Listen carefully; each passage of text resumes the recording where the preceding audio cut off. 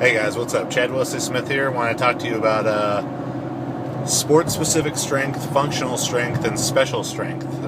Three words that get thrown around a lot in the strength and conditioning fitness community, and I think that they're very misunderstood words. So, sport-specific strength, all right, is to some degree a bastardized term that maybe the uninformed use to try and describe special strength. But often the exercise I see getting associated with sport-specific strength or a sport-specific exercise are doing something like running a sprint while holding a lacrosse stick and calling that, a lacrosse sport-specific exercise. Which, is that more specific than just a sprint? Sure, but to try and argue that has any real degree of dynamic correspondence or transfer of training or specificity to what you're doing is a bit of a stretch, in my opinion. So then we get to functional strength. So functional strength is normally associated with things like, balancing on a Bosu ball while doing one-arm military press and, similar jackassery to that. And, I'm not positive who kind of led that functional strength movement and calling that functional strength, but it's not. All right, something is functional strength if it helps you perform your function. All right, a football player's function is to play football. All right, so a functional strength exercise for a football player is going to be pushing a sled, is going to be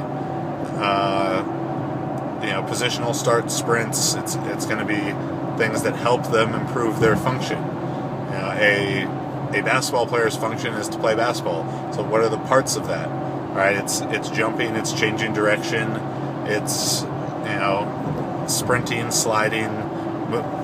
All those things are functional aspects of basketball. So what are the exercises that are going to help them perform those functions better? All right, the answer to that are special strength exercises. All right, special strength, an idea that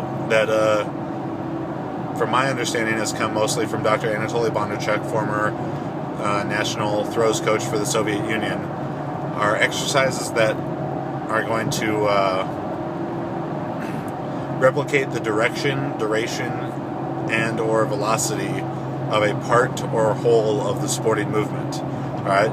So Dr. B, as a throws coach, dealing with shot put, discus, hammer, and javelin throwers, it's pretty cut and dry what a special strength exercise is for those athletes. All right, for a shot putter, it's throwing overweight shot puts, underweight shot puts, explosive push-up variations, explosive pressing variations, explosive jumps,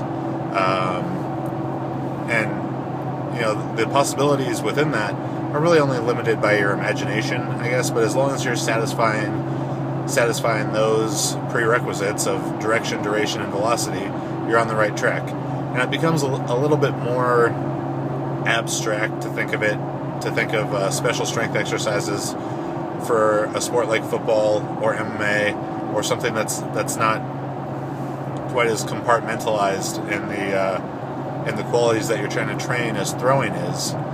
But those special strength exercises, like I mentioned before, are the things that are gonna help improve the athlete's function, and their function is playing their sport, whatever that sport may be. All right. So let's throw out the idea of sport-specific strength. All right. Even though these exercises could be deemed sport-specific, like that word's been misused too many times, it's lost its validity. All right. And let's rework the way that we think about functional strength. All right. And realize that it is special strength exercises that are going to help athletes perform their function better, and their function is playing their sport. All right, so you will have a sport-specific function. So those are kind of my thoughts, quick thoughts on some very big ideas, but hopefully it gives you something to sort of mull over as you look at your training and your athletes' training, and can help you improve it some. All right, thank you.